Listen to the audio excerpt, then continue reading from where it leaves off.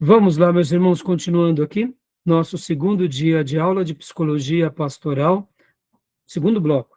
Nossas aulas estão sendo gravadas. Irmãos, sobre essa questão dos 3 relógios, do painel da nossa vida, guardem isso. Vocês vão se lembrar dessa aula para o resto da vida de vocês. Principalmente naqueles momentos de exaustão, em que vocês vão estar vendo muitas vezes o ministério, ou se não a própria vida, e dizer, puxa, onde, onde, onde tem algo de errado? Por que eu perdi o vigor? A pergunta, geralmente, na grande maioria das vezes, é o cuidado da vida emocional. Porque assim, irmãos, se nós não nos apostatarmos da fé, que eu espero que ninguém aqui apostate, a gente continua sendo apaixonado por Deus, continua vendo Jesus como Salvador, o Senhor, e o projeto chamado Igreja como a grande esperança do mundo. Sobre a nossa vida, como disse Paulo, ninguém cuida mal do seu próprio corpo. Ou seja, enquanto estamos vivendo uma vida intelectual saudável, a gente não vai cuidar mal da gente. Mas por que a gente perde o vigor? Por que a gente perde a esperança? Porque a gente não cuidou bem da vida emocional. A gente não deu aquela devida atenção. E, Gil, você comentava alguma coisa no intervalo, né? Diga para nós.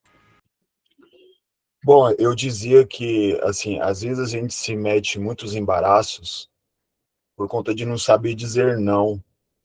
E aí acabamos deixando, assim, algumas coisas tomarem lugar nas nossas vidas, principalmente de coisas muito importantes para nós, como família e etc.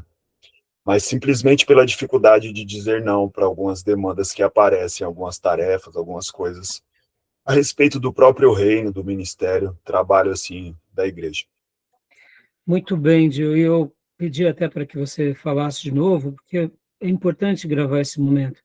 Irmãos, quando um obreiro diz não, ele é visto como um carnal, ou senão ele é visto como alguém que já perdeu a fé, ou que ele já não está mais em harmonia com o corpo, ou quem sabe ele perdeu as motivações, e muitas vezes dizer não faz parte da vida.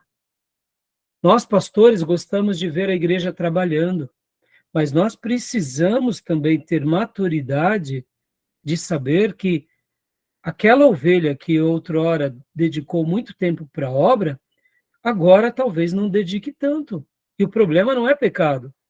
Muitas vezes é uma fase nova da vida daquele irmão, que ele está numa nova empreitada, num novo desafio, ou quem sabe numa nova dificuldade. Então perceba que dizer não, muitas vezes, para nós também pastores, nos adoecem.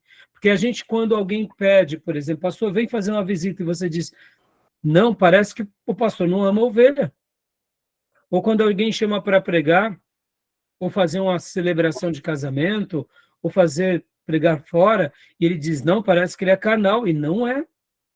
Perceba, saber dizer não, Gil, também é saudável. Inclusive, eu queria até, por isso que eu fiz a pergunta para você novamente, porque guardem isso, irmãos. Ser assertivo é também de saber dizer não. O que é ser uma pessoa assertiva? Sim, sim. Hã? Sim, sim, não, não. Sim, sim. Não, não. Nós, irmãos, não podemos dizer sim para tudo, Verdade. porque não é saudável. A obra de Deus, ela é muito santa e muito séria para a gente assumir compromisso além das nossas forças. Eclesiastes diz para que nós fizéssemos tudo aquilo conforme as nossas forças. A força de um adolescente é diferente da força de um adulto, que é diferente da força de um ancião. E aqui, quando eu falo força, eu digo força no seu sentido pleno. Né? Muitas vezes a gente está querendo abraçar o mundo e aí a gente não consegue, e a gente naufraga. E por isso, quando a gente diz sim para todo mundo, para alguém a gente vai ter que dizer não. E geralmente as pessoas que mais sofrem são quem? Esposa e filhos. E aí onde entra aquele princípio sagrado. A igreja começa onde, irmãos? Em casa. Por isso que o equilíbrio tem que ser exercido. Pastores têm que ser equilibrados nas suas cobranças e obreiros têm que ser equilibrados também na sua devolutiva. Ao mesmo tempo, o pastor também não pode deixar tudo solto, porque senão as pessoas não se dedicam com piedade e com zelo. Ele tem que cobrar, mas ao mesmo tempo ele não pode pesar demais. E as pessoas têm que ter também essa maturidade de saberem que eles têm que fazer o melhor para Deus, quando o pastor pede ou quando não pede. Ou seja, são equilíbrios, que são mais do que tarefas, são mais do que currículos, são mais do que performance. Por isso que a igreja ela tem um vínculo também o quê? Relacional. E a gente tem que se abrir, muitas vezes, falar para as pessoas ali ao nosso redor. Né? Deixa eu dizer até aqui para vocês, uma coisa que eu ensino muito na igreja é o seguinte, irmão, se você está numa escala e por acaso você não está bem espiritualmente, me procure. Porque eu prefiro que o irmão, com toda honestidade, diga, olha, pastor, eu não conseguirei fazer a abertura, eu não estou pronto para distribuir a ceia, eu hoje não vou poder cantar no louvor, ou senão não vou poder nem pregar. Eu prefiro que você seja honesto do que você pregue todo destruído. E depois tenha culpa sobre culpa porque você fez a obra de uma forma indecorosa. Perceba, até nisso a gente não sabe lidar. A gente prefere que o irmão vá fazer a obra aos frangalhos do que deixar de fazer. Perceba que a gente muitas vezes coloca um peso religioso sobre o irmão e esse peso gera mais culpa sobre ele e depois culpa sobre nós. Sendo que a verdade pela verdade deve ser muito bem-vinda. O irmão que está passando uma crise, seja ela conjugal, seja pessoal, seja o que for, ela tem que falar. Ele tem que ser assertivo e a gente tem que ser maduro também com essa ovelha. Então, Gil, saber dizer não é saudável também, tá bom, filho? Isso vai gerar saúde para a gente. Assim, hoje, né, é claro que a maturidade sempre vem, né, e glória a Deus por isso. A gente, com o passar do tempo, vai atingindo níveis, assim, isso é maravilhoso. Mas, assim, houve épocas, assim, que eu me sentia um covardão, um covarde, assim, por perceber as situações, assim, tudo acumuladas e não ter coragem de dizer não. Eu me sentia péssimo, péssimo, um covarde, assim, a palavra exata mesmo é covarde. Me sentia muito mal por isso. Mas é bem por aí mesmo, essas palavras foram muito sábias. E assim, irmãos, tentem sempre fazer essa autoavaliação. Eu estou fazendo o meu melhor para Deus? Eu estou fazendo o melhor que Deus quer de mim? Eu estou fazendo com a maior intensidade, a maior paixão? Não, então eu preciso melhorar. Eu estou com muitas atividades. Opa, então está na hora de eu diminuir as atividades. Ter menos coisa para fazer de uma forma melhor. Tá bom? Então, beleza, meus irmãos. Vamos agora para o nosso slide, irmãos. Vamos trabalhar um pouco. Depois eu quero... Então, guardem isso, irmãos. Resiliência. Ou melhor, assertividade. Saber dizer não gera saúde também, tá bom? Mas digam sempre, claro, aprendam a dizer sim, sejam disponíveis, sejam entregues. Agora, na medida que vocês veem que não conseguem... Irmãos, eu, por exemplo, prego muito pouco fora. Depois de 2011, que eu comecei a dedicar-me para os meus estudos, para dar aula no seminário, eu tinha uma meta, irmãos, de lançar um livro por ano. Eu lancei um só e não consegui mais lançar. Por quê? Porque hoje eu quero lançar bons livros, então eu estou trabalhando nos livros, mas eles são segundo, terceiro plano, quem sabe para minha terceira ou quarta idade. Porque hoje o meu propósito é continuar pastoreando e ensinando no seminário. Diante dessa complexidade, eu não consigo gastar tempo para os livros. Então, eu fico muito tranquilo. E até pregar fora, por exemplo, irmãos, com muito pouco eu vou e aceito convites. Por quê? Porque o meu dever é cuidar da minha igreja local. Então, eu prego toda semana, né, pelo menos uma vez, e cuido de vocês. Então, eu tenho muito zelo com a pregação, né? Eu, modéstia à parte, eu nunca fiz a conta, mas mais de 1000 sermões já pregados, né? Então, assim, prego desde quando estou na igreja, desde o ano de 95, sempre preguei 2, 3 vezes por semana, ou seja, tem muito material, mas a questão não é essa. é saber ouvir de Deus, é tratar aquela igreja com zelo e dedicar tempo a quem? Ao meu rebanho. Agora, com o seminário, eu dedico tempo a quem? Aos alunos, né? Então, assim, percebam, saber dizer não é cuidar de nós, é cuidar do reino também, tá bom? Então, vamos lá, meus irmãos. Está melhor a internet, né? Agora. Tá bem. Joia. Então, vamos lá para os slides, né? Vamos lá. Algum irmão quer fazer alguma colocação, fazer algum comentário? Fazer uma Geral? pergunta. Hã? Eu tenho uma pergunta. Pode falar, Júnior. Esse tema aí, a questão de saúde emocional, né? Hum. Esse tema aí,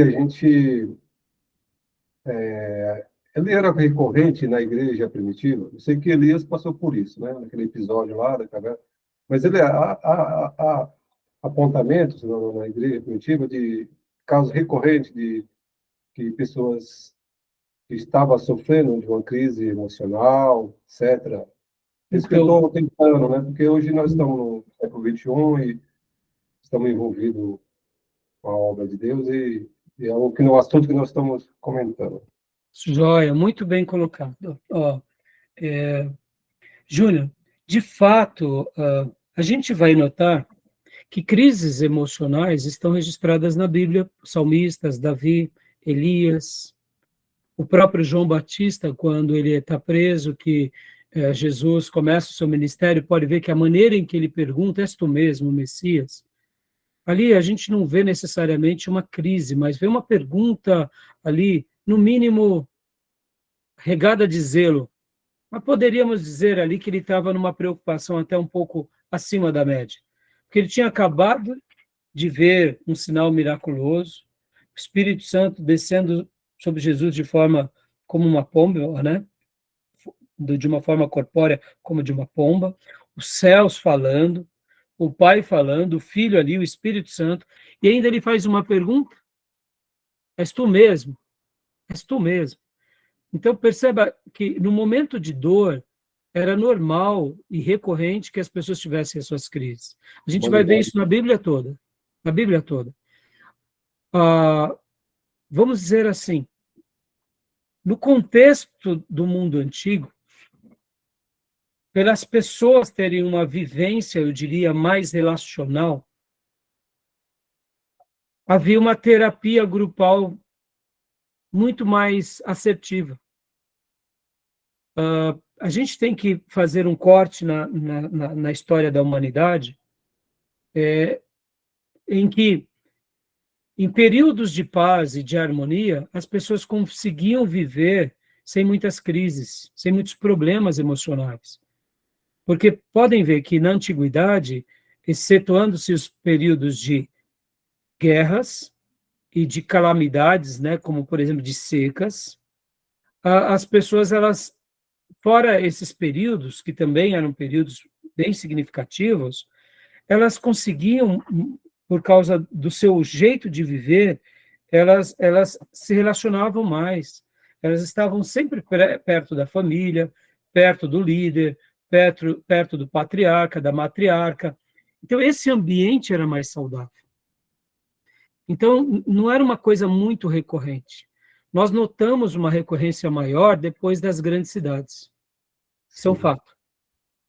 Essa vida de metrópole, essa vida, eu diria, voltada mais a conquistas e principalmente de cobranças por termos um emprego, se mantermos no emprego, de nos mantermos empregados, porque senão vamos perder o título, perdermos as posses, perdemos o padrão de vida.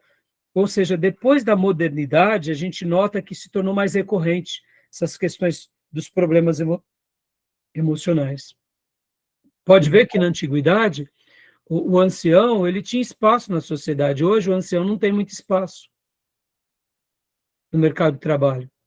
Antigamente, ele fazia, indiferente do que se fazia, mas ele ainda ia para o campo, ele tinha suas atividades, ele continuava cuidando do gado. Hoje, no mundo empresarial, pode ver que uma das crises que a gente passa é a crise da terceira idade, né? Então, assim, se tornou algo que a gente tem que, como igreja, prestar bastante atenção. Podem ver, Júnior, que antigamente, né, os jovens, eles tinham uma vida mais saudável, né? Hoje, por exemplo, o meio tecnológico, a segurança, o medo de privar os filhos da criminalidade das drogas, nós acabamos criando uma redoma para proteger os nossos filhos, mas, ao mesmo tempo, prejudicamos um pouco aquela liberdade da criança brincar no campo, brincar na mata, subir numa árvore, caçar. Quem é a criança hoje que caça? Quem é a criança que hoje usa um estilingue? Não existe, né? Quem é a criança hoje que sabe que é um tatu? Vai atrás de um bicho? Pode Não tem, né? substituir por videogame.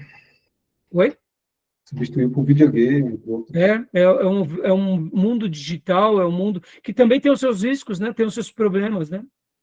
Então, percebe que esse conglomerado de coisas que aconteceu na vida moderna potencializou certos tipos de doenças, principalmente doenças psíquicas, emocionais, né?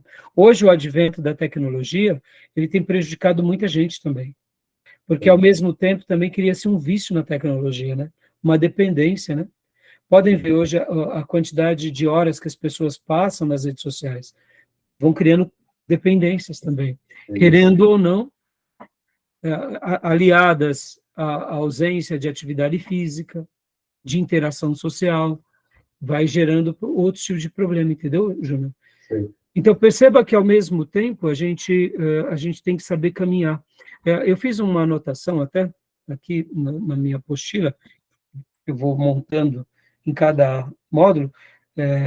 Deixa eu até fazer um comentário aqui antes da leitura do slide. Martin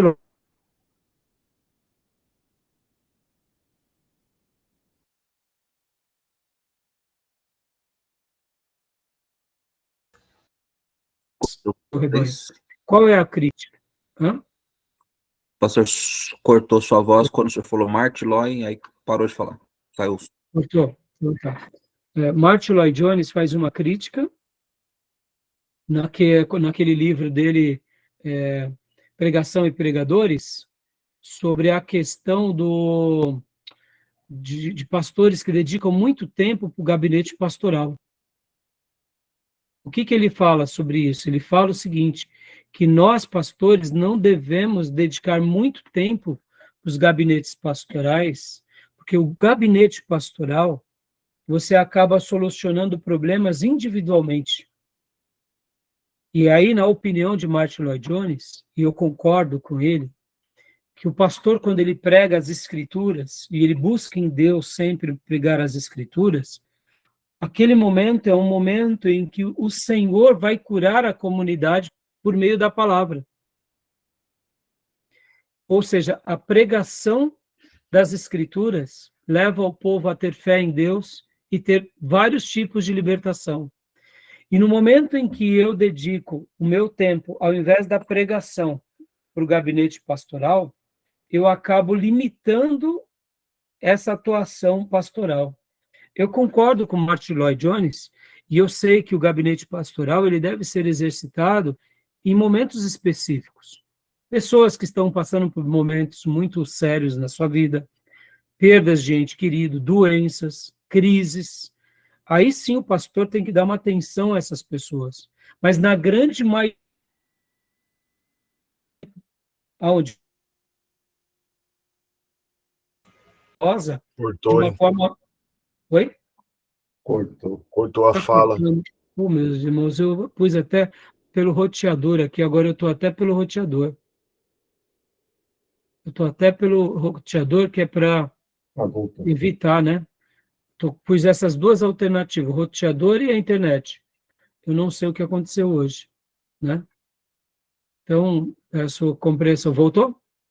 Voltou, está oscilando mesmo, mas acho que... Não sei, eu vou até reclamar depois com a internet, né? Pois essas duas, meu download está muito bom, mas o upload está fraco, né? Não vou ter como parar a aula agora para verificar tudo isso. Mas voltando, Martin Lloyd Jones, ele fala que quando o púlpito é abençoado, é escriturístico, é cheio do Espírito Santo, a igreja também busca a presença de Deus, há uma interação e há um milagre.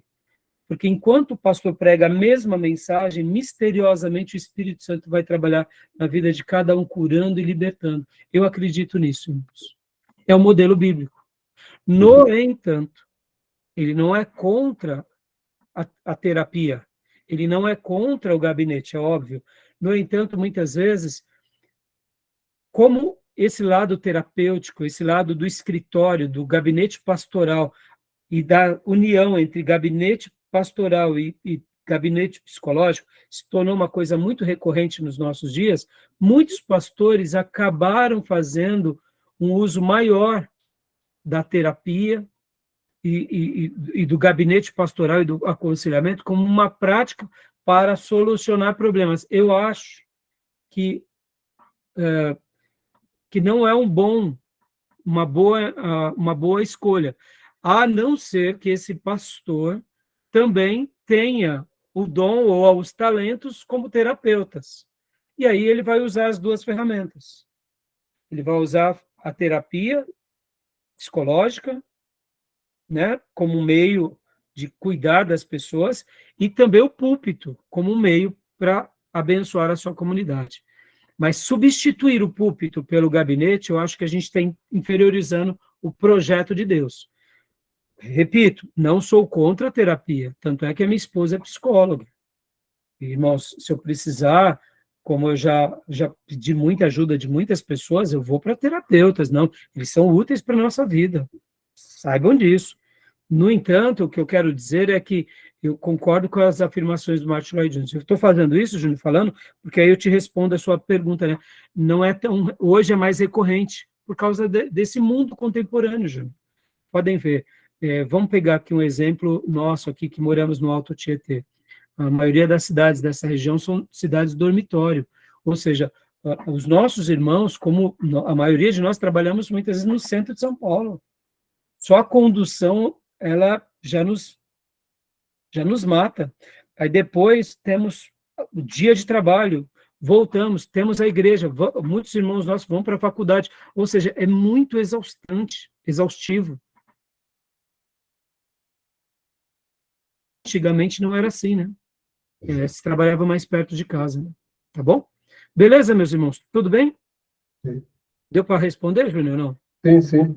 Aquele caso de Paulo espinho na carne pode ser classificado como um problema Pode ser, emocional? claro. Não deixa de ser uma coisa que ele carregava com ele. Mas perceba, Paulo tinha, mas ele sabia lidar. Percebam, irmãos, guardem isso. Quando eu falei há pouco no primeiro módulo sobre buscar algo para a gente se recompor. Nenhum problema tem um espinho na carne. Todo problema é não saber lidar com o espinho na carne. Todo problema parar a obra de Deus por causa do espinho na carne. Todo problema negar o espinho na carne. Entenderam? Tá bom? Tranquilo? Joia? Ô, pastor, Oi. existem casos em que as pessoas são polivalentes, né, muito versáteis, sabem administrar e assim têm assim inclinações assim para desenvolver diversas tarefas que elas conseguem lidar muito bem assim com tudo isso, né? Essas pessoas assim com certeza encontrarão mais facilidades e dificilmente passarão assim por esses conflitos, eu acredito, né? Então, Gil, isso é um mistério, Gil, porque tem pessoas, Gil, até na prática, né, que elas são polivalentes, são pessoas muito virtuosas, mas você nota que se ela não tomar cuidado com algumas áreas da vida dela, ela também entra num período, né, de esfriamento, né? Mas eu concordo com você, tem pessoas que aprenderam a lidar com a sua vida, com seus limites, e por isso que elas conseguem produzir mais para a vida. Há uma expressão de que a gente ouve muito no mundo coach, e por isso, irmãos, olha, essa questão coach tem tudo a ver com esse lado da psicologia pastoral, a mentoria tem tudo a ver com esse lado da psicologia pastoral, e há uma terminologia que é muito usada, né, pelos coaches e por quem faz mentoria, que é você desenvolver o máximo do seu potencial. Ou seja, você só consegue isso quando você consegue unir o melhor de você mesmo. E chegar a esse ponto não é fácil. Por isso, Dil, saber dizer não vai ser muito importante. Porque muitas vezes vão vir coisas boas, mas para nos tirar do caminho. Então, como eu preguei domingo, nós nenhum problema de termos oportunidades boas na vida, mas tem vezes que o bom nos tira do excelente, entendeu? Então, a gente tem que saber, não, isso é muito bom, mas isso vai me tirar do excelente. Então, eu tenho que saber dizer não para algumas coisas, né? É como eu disse para vocês há pouco, eu tenho muitos temas de livros para eu poder dar continuidade aqui, mas eu não estou com o tempo necessário para isso. Meu tempo é para lecionar para vocês, é para continuar instruindo, cuidar do ministério, administrar o ministério, pregar. Uma hora vai acontecer naturalmente a questão dos livros, entendeu? Vai ser natural. Por quê? Porque dentro da arte de saber, de fazer um livro, parece que não, mas o Júnior é um advogado, para você escrever, demora muito tempo. Para você fazer um bom texto, bem redigido, um texto bem apreciado, né? Então, você vê, é uma coisa que tem pessoas que têm uma facilidade muito grande, outras já não têm. Então, perceba, a gente tem que saber selecionar. E essas pessoas que produzem muito, com certeza elas não fazem muitas coisas. Há uma frase de Peter Drucker que diz o seguinte: nós nascemos para uma coisa, servimos para duas ou três, nas demais enganamos. Então é isso. A gente tem que entender o porquê nascemos. Para aquilo que nascemos, naturalmente, a gente acaba servindo para duas ou três outras coisas que estão diretamente ligadas a isso.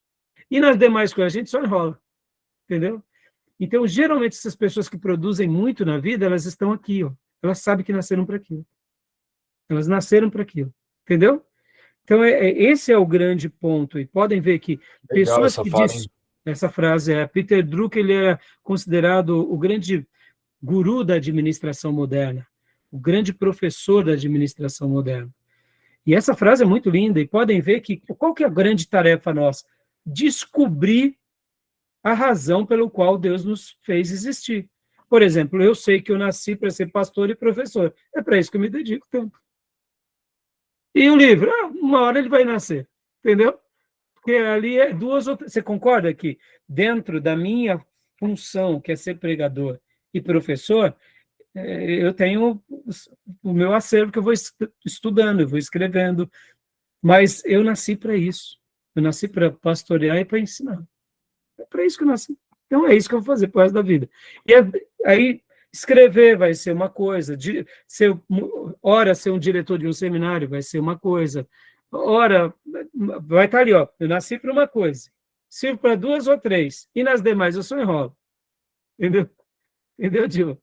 Por isso que é legal a gente saber, né? Por isso que a gente, quando vê uma pessoa, nossa, como ele é proficiente, não, é porque ele descobriu. E ele tem um equilíbrio entre os três relógios do painel da vida dele. Se ele é um cristão, ou se ele é um religioso, ele tem um equilíbrio entre a vida espiritual, a vida física, intelectual e a vida emocional. Ele vai administrando. E isso é muito legal, tá bom? É um Vamos lá, controle, então. Fala, Júnior. é um controle, né? É um controle, é o equilíbrio, né? Eu vou passar para vocês o material, antes de ir para a literatura aqui. Isso é ter uma vida resiliente. O que é uma vida resiliente, irmãos? Vamos lá. O que é resiliência? O que é resiliência? Vamos gastar um minuto aqui. É aquele que enfrenta as dificuldades, né? Ele resiste às dificuldades, os embates. Ele supera resistindo, né? O que mais? Vocês já ouviram falar essa expressão, resiliência, irmãos? O que mais? A capacidade, acho que, de lidar com as coisas, né? Deu ruim, mas daqui a pouco ele já tá bem. Exatamente. Perseverante. A resiliência, ela se resume nisso que vocês falaram, e uma dinâmica que a gente tem muito boa é o elástico. O elástico. Sabe esses elásticos que a gente usa para segurar dinheiro, segurar alguma coisa, literalmente, é uma capacidade, isso, ó, o elástico, ele representa muito bem o limite, né? Pode ver que a resiliência tem a ver com o embate da vida nas questões espirituais, intelectuais e físicas e emocionais, em que você consegue ter essa elasticidade ou resistência sem estourar. Opa, deu o meu limite. E aí, depois que passa por aquele período, alguns casos, por exemplo, irmãos, vamos imaginar que esse elástico ele seja de uma construção em que, com muita dificuldade, ele vai romper. Mas ele consegue, na próxima vez, ele consegue até ir um pouco mais. Pode ver que a nossa vida é assim. A gente passa por um embate, a gente passa por uma provação, a gente persevera sem desistir. Quando a gente volta para o ponto, a gente aprende uma lição e a gente está mais forte. Assim como o exercício físico, ele cria mais massa magra, ou seja, você se torna mais forte, a resiliência, quando ela passa na nossa vida, a gente consegue extrair lições e nos tornarmos mais fortes para os próximos embates. Qual é o grande problema? É quando a gente não sabe dizer não, é quando a gente não sabe os nossos limites e aí estoura. Aí, esse é o grande problema. Então, a arte de se conhecer a si mesmo é a arte também de você ter resiliência. Há um dado, eu me recordo muito bem, irmãos, lembram daquele jornal antigo? Talvez o Júnior se lembre, os outros é todo menino aqui na classe, né, Júnior? É, Gazeta Mercantil? Sim. Jornal muito famoso da área financeira. Sim. Eu me recordo, eu guardava os periódicos que eles mandavam, eu era assinante do Gazeta Mercantil, eu ainda tenho aqui muitos exemplares, que um dia eu peguei um desses principalmente de finais de semana, em que veio um estudo sobre o estresse. Olha que interessante, irmãos. Vamos pensar, assim, na linha de cima, como linha de resistência. Na linha de baixo, como produtividade. Quanto mais resistência, e pode ver que o que é uma pessoa estressada? É quando ela passa a linha daquilo que é saudável. Mas pensem comigo, irmãos, na seguinte hipótese. Uma pessoa que ela produz muito pouco, ela não vai ficar estressada. Porque ela produz muito pouco. Mas quando ela produz bastante e ela consegue chegar no limite máximo dela, sem espanar, ou seja, sem estressar, ela tem uma produtividade. Então, a autoprodutividade, ela está ligada diretamente a essa capacidade de você produzir várias coisas, ou ter êxito em várias coisas, sem passar daquele limite, que seria o limite danoso. O problema é que quando a gente passa, por exemplo, eu passo desse limite, já não me alimento mais direito, já não durmo mais direito, já não sei mais dizer não. Aí onde vai entrando o quê? Passa de produtividade e começa a entrar em exaustões. E aí onde gera o estresse. Mas uma pessoa que ela produz muito, ela tem uma vida muito ativa. É totalmente ligada. Não tem como não ser. Agora, essas atividades elas têm que ser dosadas com equilíbrio, porque senão viram estresse. Perde o equilíbrio, perde a saúde. Tá bom, meus irmãos? E eu lembro que houve um periódico do Gazeta Mercantil que trazia isso, que as pessoas mais produtivas no mundo, elas sabem dosar esse limite sem espanar. Por exemplo, irmãos, hoje uma pessoa muito conhecida, né, o dono da Tesla, Elon Musk. Ele está aí em tudo que é lugar, participando de tudo, ganhando mais dinheiro, fazendo mais... Mas ele tem um limite. Ele tem toda uma disciplina diária, periódica, do que ele faz, como faz. Isso vale para todas as áreas, irmãos. Né? Nem todo mundo vai ser um Elon Musk, nem todo mundo vai ser um Paulo, mas a gente pode produzir o máximo do nosso potencial com esse senso de realização, de satisfação e de contentamento. Quando a gente perde o contentamento, quando perde a satisfação, é porque a gente já rompeu alguns obstáculos e a gente tem que parar, pensar, fazer um checklist aonde estamos exagerando para a gente voltar. Tá bom? Beleza, meus irmãos? Joia? Então vamos lá, vamos ler um pouco aqui o material do Samuel, para a gente ir para o próximo ponto aqui. Só compartilhar com vocês. Nós tínhamos parado aqui semana passada, né? Religião. Leia para nós, pastor Johnny, por favor. Leio sim. 2.2, religião. Lanoi Dorim é o conjunto de pensamentos, sentimentos, atitudes e rituais que estabelecem a relação entre o ser humano e forças superiores. Gilberto Safra.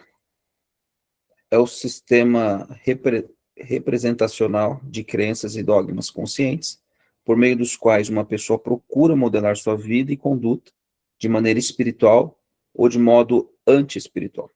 Só recapitulando rapidamente aqui, né, irmãos? Ele veio aqui trabalhando sobre esses pontos, né? Falando sobre a importância da Bíblia Sagrada, e ele trata da psicologia, né, como o tema diz aqui, psicologia e cristianismo, né?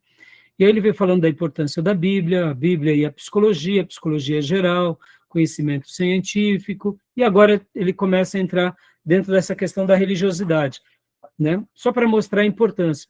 Continua lendo para nós, pastor, por gentileza. Joia.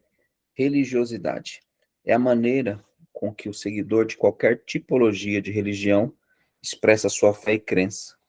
Revelação ocorre quando deciframos no nosso órgão dos sentidos, de maneira direta e pessoal, alguma orientação dada por Deus, que é Espírito. E oração é a fala que dirigimos a Deus. O Samuel aqui ele está trazendo essa relação, porque como nossa proposta é psicologia pastoral, ou unir a psicologia à espiritualidade, ele só está mostrando esse lado, né? E aí, pode continuar lendo para nós, pastor? Vamos só fazer uma leitura, né? Joia. Interdisciplinaridade. A interdisciplinaridade entre duas disciplinas ocorre quando ligamos os saberes para torná-los mais significativo para o aprendente. Cada disciplina olha para um fenômeno segundo características que lhe é peculiar. Por exemplo, o maior, né, dos mandamentos cristãos. O olhar da professora de educação cristã é de cunho religioso. O olhar da professora de psicologia social é de cunho psicológico. Por que ele está falando isso? É porque aqui ele está trabalhando sobre a psicologia e o cristianismo. É que nem na nossa matéria aqui. Na nossa matéria é a psicologia pastoral. E eu estou trabalhando com vocês agora o que eu quero mostrar para vocês, meus irmãos, vamos ter o autocuidado. Vamos ter o autocuidado. Vamos conhece-te a ti mesmo. É importante saber cuidar de você para que a gente possa, assim, chegar no máximo do nosso potencial para cuidar do outro. Porque senão a gente não vai ter êxito. Por isso que a nossa abordagem aqui é uma abordagem onde nós queremos unir o lado pastoral e o lado psicológico. Mas, como eu disse para vocês, só tem sentido eu cuidar dos outros se eu estou bem.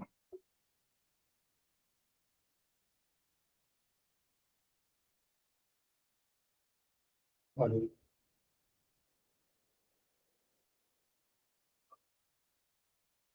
No mercado financeiro, em que um rapaz que trabalhava conosco comecei a evangelizar ele e a namorada começaram a vir na nossa igreja. Depois de um tempo, eu notei que aquele camarada, ele era tão confuso, mas tão confuso, que muitas vezes ele queria alguém só para falar as confusões dele. E mesmo que você orientasse, ele descartava tudo que você falava. E eu me lembro de um episódio que ele e a namorada começaram a passar dos limites, que eles viviam as paranoias deles, e eles nos ligavam muitas vezes meia-noite, 1h da manhã. E aí eu falei para ele e para ela, olha, a gente amanhã tem trabalho, depois a gente conversa. E aí eu comecei a ver que eles não tinham horário. Dava as neuras neles, eles ligavam a qualquer hora. Bom, e ele também era uma pessoa assim muito obsessiva. E aquele aconselhamento começou a me fazer mal. Eu comecei a ver que ele queria alguém só para falar dos problemas dele, mas ele não queria ajuda propriamente dito, porque ele não fazia valer nenhuma das lições. Bom, eu me lembro de uma vez em que ele quis o aconselhamento e eu precisei dizer para ele não, porque eu precisei de cuidar de mim. Estava me fazendo mal aquele aconselhamento. Foi tão curioso, Gil, porque eu nunca tinha negado ajudar alguém. Mas, naquele momento, eu vi que se eu não desse um basta, aquilo ia me adoecer. Porque era uma carga emocional tão grande de uma pessoa. Ele precisava de ajuda, mas ele era muito irretratável. Ou seja, e ao mesmo tempo estava prejudicando até mesmo a nossa relação familiar, porque eles não tinham hora. Eles nos procuravam em qualquer horário. Então, imagine, irmãos, pensa, as coisas mais tolas e triviais, irmão. Eles brigaram de noite, ligavam 1h da manhã. Imagina, se o teu telefone toca 1h da manhã, você já fica agitado, né? Você acorda assustado, porque quem é que vai procurar outra pessoa 1h da manhã? É um caso sério, de vida ou morte. Guardem isso, irmãos. Quando uma pessoa te procurar, 1h dessa, tem que ser um problema na altura merecida. Se é aquela pessoa que já tem problema no casamento há 10 anos, eles podem esperar mais uma semana, porque afinal de contas já sofrem há 10 anos. Estão entendendo? A gente tem que saber dizer não. Estão entendendo? Isso é autopreservação. E muitas vezes, se a gente não sabe dizer não, quando a gente for ver, a gente acaba adoecendo por causa de uma pessoa, de um casal, que já estão brigando há 10 anos, e eles vão se ajeitar, irmãos, porque eles estão juntos há 10 anos. Estão entendendo? Então, quem já vive com problema há 10 anos, espera mais um dia ou uma semana. Espera a próxima horário para que a gente possa ter um momento ajustado. Eles não queriam, muitas vezes, se dar o trabalho de vir num horário, por exemplo, sábado, para ter um aconselhamento comigo e com a minha esposa, porque eles iam viajar, mas ligavam 1h da manhã. E então eu precisei chegar a um ponto assim, bem sério. Esse talvez perguntei, aí, pastor, você arrependeu? Eu falei, graças a Deus que eu fiz isso, porque eu me preservei, continuei ajudando, estou ajudando gente até hoje. Está entendendo? Parece bobeira, mas qual é a minha ótica aqui da interdisciplinaridade? Levar vocês a terem saúde para cuidar de pessoas por resto da vida. Como eu disse, estou há 29 anos cuidando dessa igreja, eu espero continuar sendo pastor enquanto eu viver. E 27 anos como pastor, né, ordenado. E eu acho que eu consegui ter essa longevidade por causa desse cuidado. Opa, que eu vou, aqui eu não posso ir. Outras questões, irmãos. Saber também dizer não, porque de repente o problema é complexo demais para mim. Já teve casos que eu falei, irmão, nesse caso eu não vou poder te atender, porque eu não tenho competência para poder resolver o seu problema. Eu vou tentar te ajudar com outro pastor, com outro terapeuta, com um profissional, porque eu vejo que o seu problema é de uma complexidade muito maior do que eu posso. Eu te ajudei até aqui, daqui em diante não posso mais. Parece que a gente está perdendo algo, mas a gente só está ganhando. Estão entendendo, irmãos? Uhum. Tá bom? Continuando, né? Por gentileza, pastor Johnny. Pois não. Transdisciplinaridade sugere o trânsito entre duas ou mais disciplinas, integrando em sua investigação outros modos de conhecimento, como a religião, o transcendente, etc. Tem por objetivo unificar o conhecimento, agregando os novos saberes, procura a abertura de todas as ciências e as atravessa, reconciliando-as quando for necessário. As disciplinas colaboram uma com as outras, em prol de organizar todo o conhecimento. Essa é uma questão aqui bem curiosa, meus irmãos, inclusive, só para vocês terem uma ideia, minha esposa, por ela sempre ter trabalhado também como psicóloga e clínica, né? Ela trabalhou tanto dando atendimento clínico quanto escolar. Agora não mais, né? Agora ela está fazendo outras funções. Mas só para vocês terem uma ideia, o psicólogo, geralmente, ele tem ele nunca chega num veredito sozinho. Ele passa por vários especialistas para poder chegar num veredito do que aquela pessoa tem ou como tratar aquela pessoa. Porque o ser humano, irmãos, ele é muito complexo, então não tem como a gente poder, muitas vezes, como há pouco, né, antes do primeiro módulo, quando a gente falava, Júnior, sobre problemas de esquizofrenia, por exemplo. Dentro da esquizofrenia, tem vários graus. Então, muitas vezes, a gente não sabe, literalmente, imagine, o pastor, ele não pode dar um diagnóstico de que a pessoa ela é esquizofrênica. Mas, ao mesmo tempo, o pastor, ele pode dizer, aquele irmão, ele precisa de um tratamento além do pastorado. E aí a gente recomenda para um psicólogo, para um terapeuta. Por quê? Porque é dentro desse conglomerado que aquela pessoa vai conseguir se encontrar, né? Então, isso é muito importante, irmãos, né, ter essas múltiplas funções, tá bom? Sim. A esquizofrenia tem o CID F20, F21, começa a F20, aí vem F.21, 22, aí vem a residual, vem a diversos tipos, tem a ponto 28, ponto 29, eu olhei lá todas, classificação, tá, do CID. É isso O que mesmo. me espantou nesse caso aí foi que ela não tinha esquizofrenia, ela tinha um Sim, tratamento sim. de bipolaridade. Tinha bipolaridade, né? Exato. Então. Olha só. Então, mas você vê como é difícil. E nós, como pastores, irmãos, nunca traçam um diagnóstico de ninguém, viu, irmãos? E, irmãos, evitem também de usar a palavra doença, porque as pessoas se sentem muito ofendidas, mesmo que elas tenham. Sim. E até porque, irmãos, todos nós, em certa medida, temos os nossos problemas e as nossas neuras. Em outras palavras, nossas pseudo-doenças, entendeu?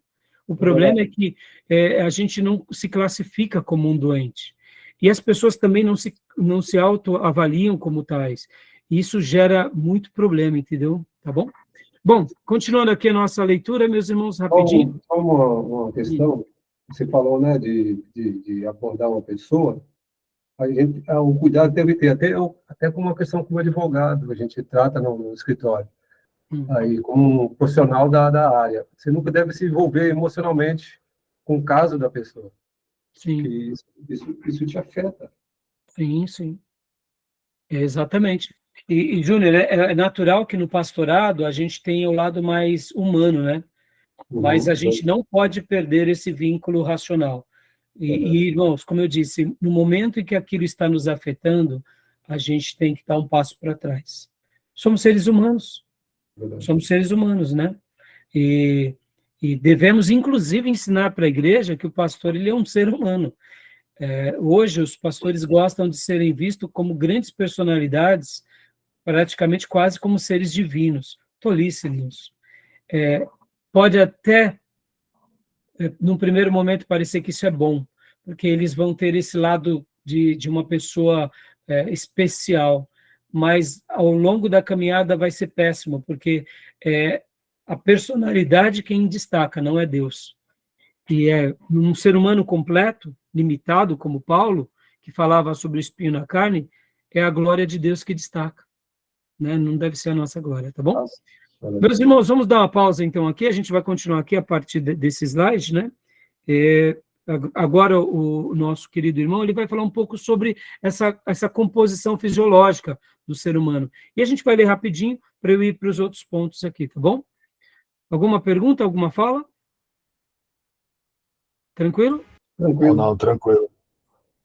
Para eu concluir aqui essa gravação, meus irmãos, conhecer sobre esse lado humano e dar a mão à palmatória ao lado científico e saber que nós podemos ser abençoados e ajudados pela ciência, pelo conhecimento dessas pessoas que já se tornaram proficientes na psicologia, na psicanálise, ou mesmo, né, em outras áreas que trabalham, né, como eu mencionei nos módulos anteriores, dentro da saúde, né, humana, é muito bom, irmãos. A gente agrega conhecimento, a gente a gente se autoavalia, conhece, a gente aprende um pouco mais, porque não pensem vocês que se abrir para esses outros conhecimentos vai denigrir o lado espiritual. Pelo contrário, eu gosto muito da frase que diz que um verdadeiro ser humano, um verdadeiro